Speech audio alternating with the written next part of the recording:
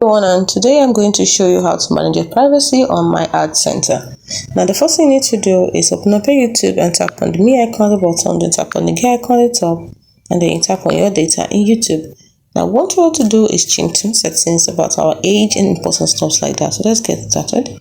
Scroll all the way down to see personalized ads, then you tap on the arrow, make sure it's turned on, then you look for customize the ads you see, tap on customize ads. So to bring you to this part, is the My Ad Center, and then as you go to the bottom, you see Manage Privacy. Tap on Manage Privacy, and now you can decide. You see your age is there. You tap on age, then you can decide if you want only people to see it or anyone. Or if also you want to let people know it's your birthday. So next thing you can change is the language here.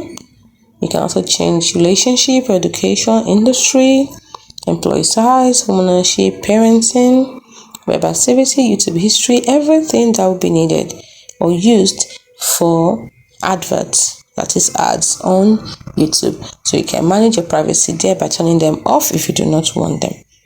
Hope you found this video helpful.